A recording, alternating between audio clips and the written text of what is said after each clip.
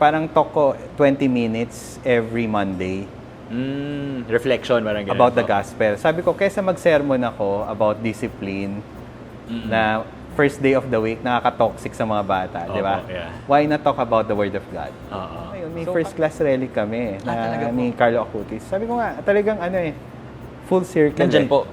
Oo, nandun sa kabila, nasa kabila. Oo. Okay. Yung part ng hair niya na ang tingin, ako lang personally, kasi may narinig ako, hindi ko na maalala. Ang AI parang calculator nung panahon ng 70s. Na lahat kinokondem ang calculator. Kasi na, hindi daw hindi na matututo ng arithmetic, ganyan. Pero hindi naman eh. So, yan din siya. Actually, before AI, robotics. Di ba? Opo. Sabi, papalitan daw ang mga humans. Yes. Hindi naman eh. Basta tayo, yung gagamit, will be molded and formed properly.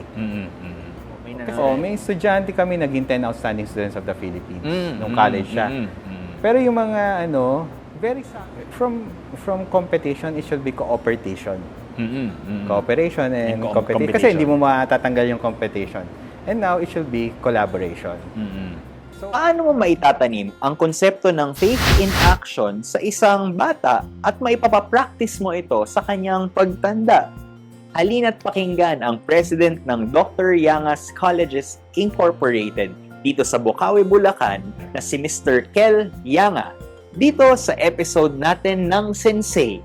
Kasama ako, si Mr. Romar Chufa.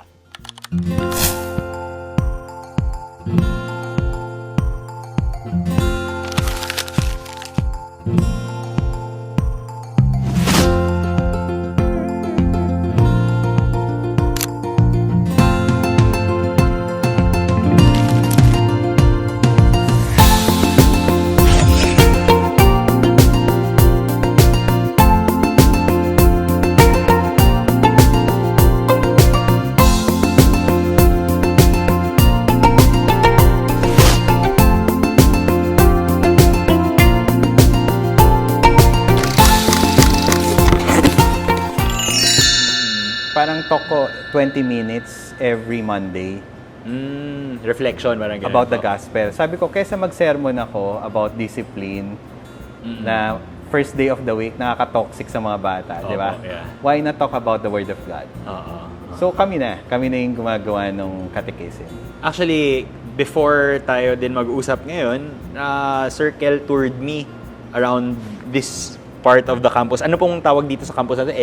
Elida Campus. Elida Campus, which is one of the campuses po yes, of DOIC. Kasi before, nung nag-talk po ako, sa ibang campus naman po yun. We call that Marciano Campus, named Marciano. after my father. Opo. Itong opo. Elida was named after my aunt. Okay po. Nakakatuwa kasi dito, kaka-canonize lang ni Saint Carlo Acutis at merong chapel Yes, ni Can you talk about that, Sir Kel? Actually, to be honest with you, si Saint Carlo Acutis, kasi ako kilala si Brother Richie Fernando. Oh, yeah. Opo, 1997 Ako kasi, sa... very inspired ako ni Brother Richie Fernando. Nakabatch nyo pa ba? Or... Hindi, pero yung buhay niya kasi, si Father Eli Lumbo, nakasama ko sa ACMG na facilitator namin. Brother pa lang best friend pala ni Brother Richie.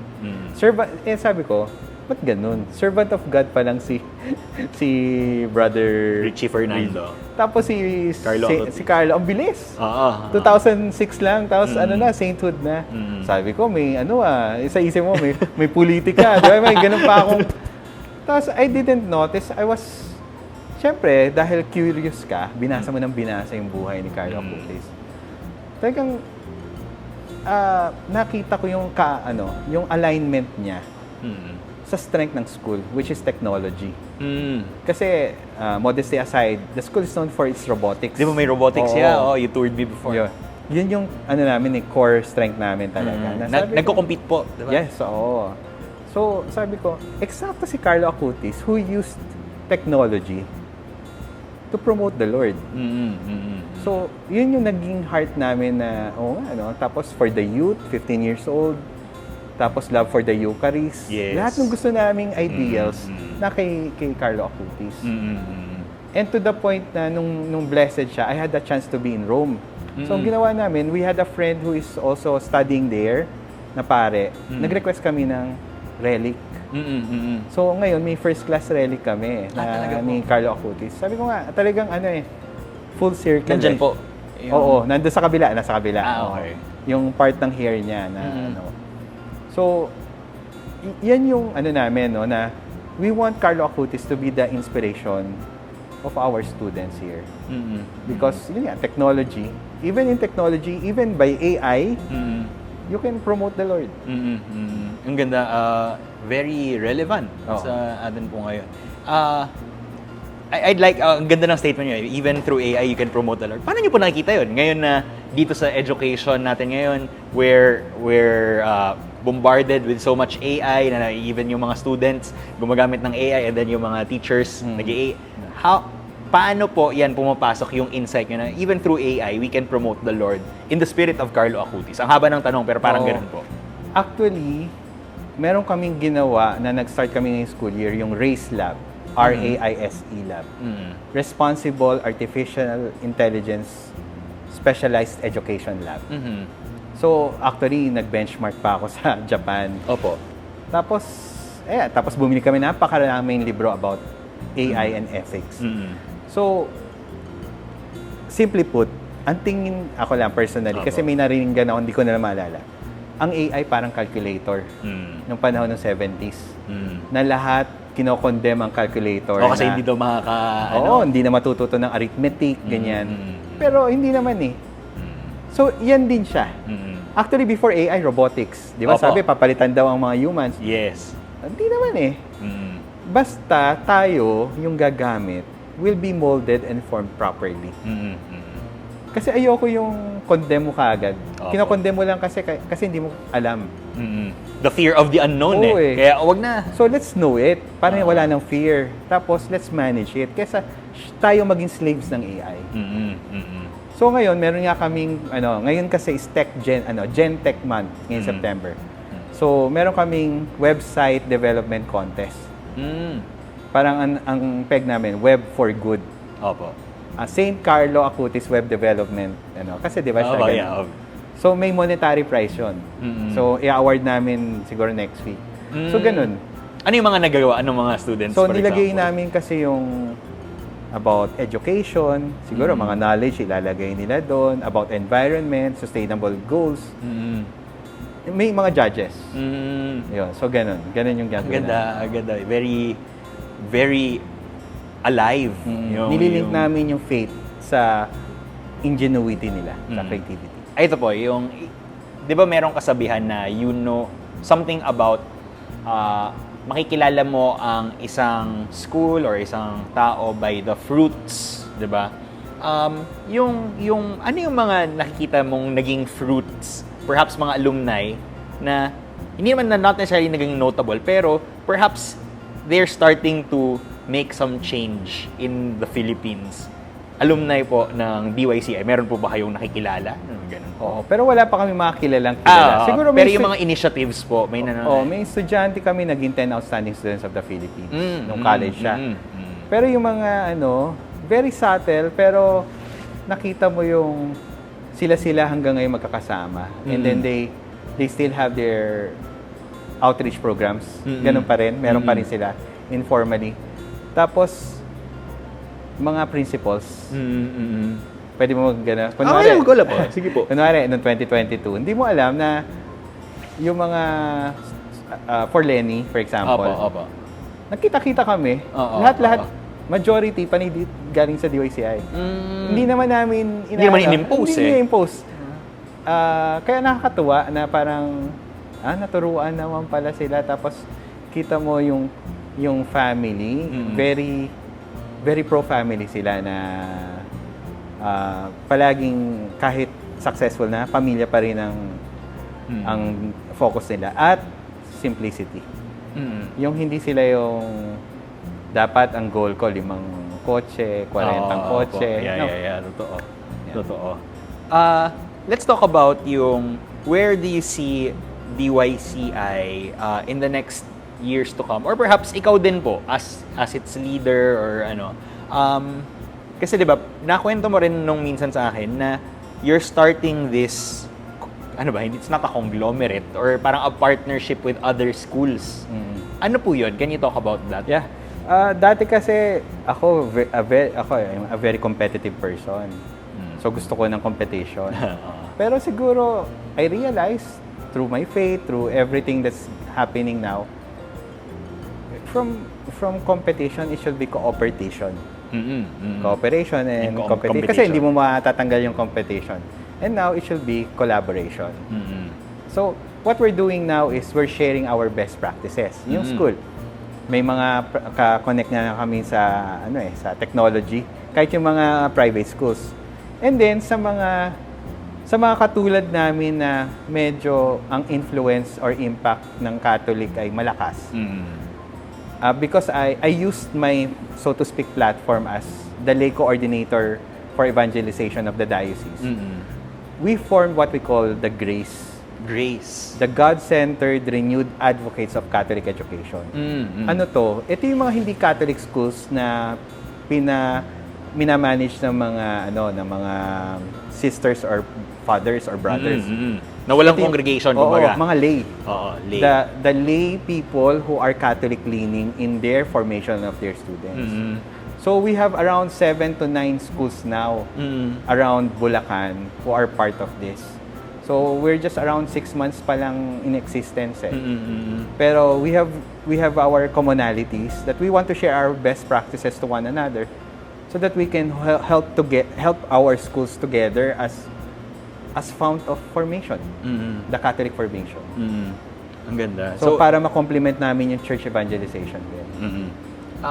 Siguro magtatapon ako ngayon, Sir Kel. Naisip ko lang in the light of all the issues happening in the Philippines, especially in the Philippines right now, not necessarily to boil down on one person or Pero I've seen this post recently na itong mga, kung sino pa yung natuto under Catholic education systems, sila pa yung nangungurakot.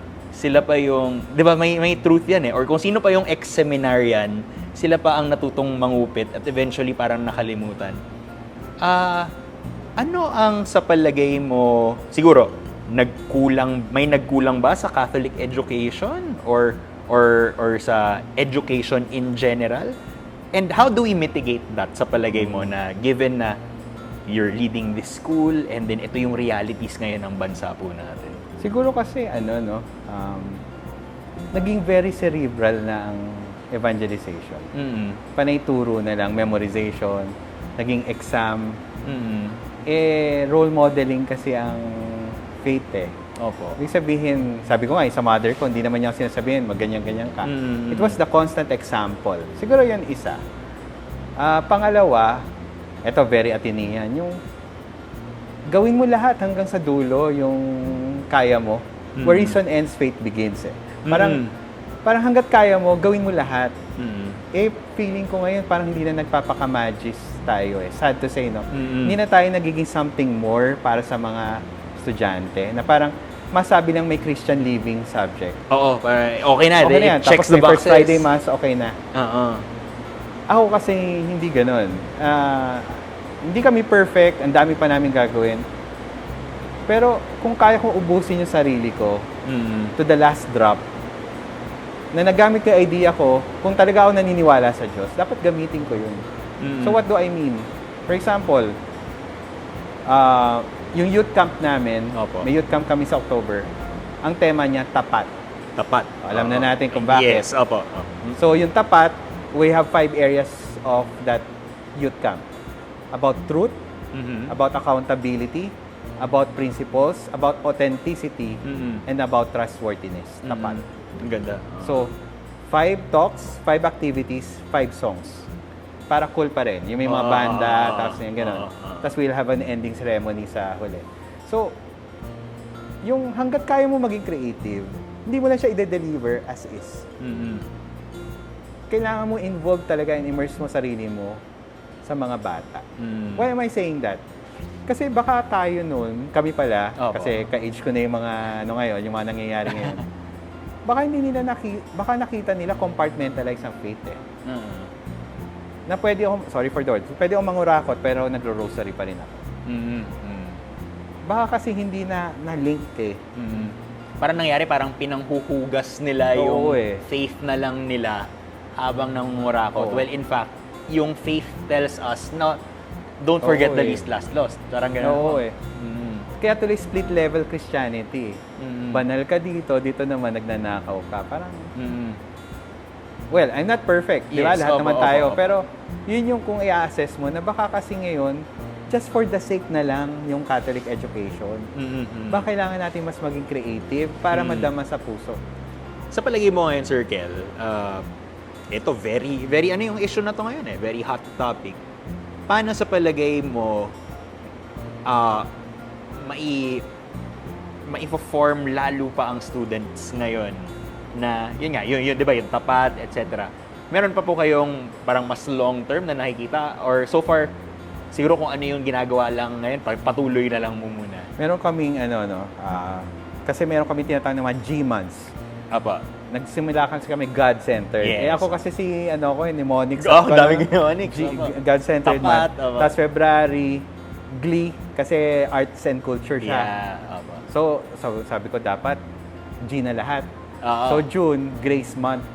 Grace. Mag-umpisa tayo na everything's a blessing. Oo. Be Sunod, thankful. Good-centered month. Good center. Parang good manners, obedience, hindi ko na alam kung ano pa. GMRC, para ganun. Oo, po. kasi parang umpisa pa lang eh. Mm. Pagkatapos nung good-centered month, growth month, mental health. Mm. Grit, resilience, optimism, wellness, Mm. healing, basta ganun. Yes. And then ngayon, Gen Tech month, how to use IT Technology. to promote the Lord and everything. Yeah. Next month is Green month. So, parang sustainability. Sustainability. Ngayon, ito na ngayon. Yung November, Good Governance Month. Mm. So, every year, kasi dati, Local Leadership Month eh. Yung may Opo. mga icons kami, kaya lang, because of what happened, gagawin na namin Good Governance Month. Para in So, general, di ba? Week 1, about transparency. Week 2, about accountability. Week 3, about impact yata. Basta may isa pa, 4. Oo. So, gagawin namin yon, tutuloy-tuloy namin. And again, yung catching students doing what is right, Oo. we have to celebrate integrity. Mm. Mahirap yun Ang hirap humanap kung paano mo ba mapapakita ang integrity. Kailangan namin kasi silang i-reward. Kasi pag nire-reward mo yung tao, may lasting yun May eh. lasting impact. Oo eh. Maalala at maalala po. So, yun yung gusto ko. Itutuloy lang naman namin. And of course kami, dapat mag-model kami talaga ng integrity. Actually, sa November, kaya ako challenge. So, ituro yung blockchain. Yung kay Senator Bam. Oo. Tapos gagawin namin, lahat ng mga financial namin, ng mga students, naka-blockchain. Para lahat makakita. Oo, para malaman na nila yung Transparency. mga... Oo. Yan. Nakikita ko lang, siguro kahanga-hanga talaga kasi very intentional. Very intentional na ilagay talaga natin, no? I think, I'd like to zero in lang na if you compare the 2001, look how much you've grown po no? The school has grown. Pero yun siguro rin why we keep on reinventing ourselves. I do not look back. Kasi gusto ko parang 2001 pa rin ako. Opo. Na parang you have so much pa to rin? prove, you are Oo. not yet there. Oo. Yun. Kasi pag sinabi mo, uy, ang ganda na. Baka maging complacent naman din po. Saka maging mayabang at maging yun. Siguro po, ano yung mga bagay na pinaka-pinapasalamatan ninyo dito po sa nagiging leadership nyo po sa DYCI? Ako siguro, hindi ko nire-romanticize or what. Swerte kami sa mga estudyante. Alam mo kuminsan, yung ibang mga educators, siguro gusto nila mayaman yung mga estudyante nila kasi makakabayad. Opo. Pero it's really a blessing that your students come from the lower classes kasi they know life. And they trust more. Kaya pag may change, sasabay sila sa iyo eh. Siyempre may mga hindi, pero mas maraming sasabay sa iyo. Yeah. Kasi mas nagtitiwala sila. Hindi pa sila jaded na katulad ng, 'di ba, pagka masyado kang mayaman, paranoid ka eh, baka take advantage mo lang. Ito kasi yun yung pinagpapasalamat ko na through the years, ang mga bata rito, relatively mabubuti. Kaya pag sinasabi sa akin ng mga parents, "Sir, thank you for molding." Hindi po. I should be the one to thank you for sending this kind and good students to us. Naalala ko, 2 years ago, you also invited me sa yung mga retreats, yung mga ganyan. Ano pa po ba yung ibang ginagawa nyo aside from being sa president? Like, you also organize retreats po ba? Oo, kasi yung tita ko owns a retreat house sa Tagaytay. So, Ay, oo. yung Angels Hills Retreat House. Oo. Sa tita ko yun. So tumutulong ako kapag Lent na nagpo-form kami ng mga retreats. I'm the one who gets the speakers. Oo, yung ganon. So, yun. Isa yun. Tapos, I'm also part of the diocese. I'm the, ano ba tawag na? Representative of the diocese for the Synod on Synodality. So, yan. Isa. Tapos, pati sa evangelization. Ayun. So, pinagsasabay. And also, here in Bukawi, I'm presently the president of the Bukawi Private School Association. So, ayun. So, Kaya pala nagawa niyo yung Grace. hindi pa yun. Iba pa yun. Iba pa. Oo. Isa pa pala yun, yung Opo. Grace. Dami. Multifaceted and multi-talented po ang Yeah. ating kasama po ngayon. Siguro, to wrap things up, ano po yung masasabi ninyo sa mga kapwa? Kasi sinabi niyo, when you introduce yourself, I'm a normal person. No? We know a lot of people are watching us right now. Perhaps they're jaded with life, with whatever's happening. No? May isasabi ko po ba yung final words of inspiration perhaps sa ating mga manonood na pwede nilang maibaon or mai-take away po sa pakikinig mula sa inyo? Siguro I'd like to address the educators. Yes po. Kasi students do not see your PhDs. They do not see your MAEDs or your Masterals. They see who you are. And when they see that you are a person of hope, a person of goodness, then they will feel the presence of God. And when they feel the presence of God, sisikap yung maging mabuti. At baka doon magsimula yung pagbabago. Ang ganda. Parang napakalalim and napaka-enriching po ng conversation natin. Mas nakilala ko po kayo, Thank you. Sir Kel. Salamat din. Thank you kasi hindi ito mangyayari kung hindi dahil sa nakilala ko kayo dahil ininbitan niyo po ako dito. Pero hindi rin ito mangyayari dahil sa inyong pagiging faith in action din po. At Salamat. siguro yun dahil sa magulang nyo rin na pinarealize na ito lang yung pinambayad saging, etc. And I'll be praying for you and perhaps sa mga manonood din po, we will be praying. Kami po sa team ng Limang Siglo will be praying na magpatuloy po and perhaps praying na mas lumawak pa ang collaborations, mas lumawak pa ang partnerships kasi yun nga it's not about competition but collaboration, no? Especially in a world marred by individuality right now. I think what we need is, yun nga, na-realize mo, the Synod on Synodality, na magkakasabay pala tayo, tulad ng experience mo sa Alay Kapwa. Ano po. So, maraming salamat Thank you so po. much, And muli, ito po si Mr. Romar Chuka, nagpapasalamat sa inyong pagpapanood, at ito po ang Sensei. Hi, I'm Sir Kel Yanga. Please like, share, and subscribe to Limang Siglo on Facebook, Instagram, and YouTube.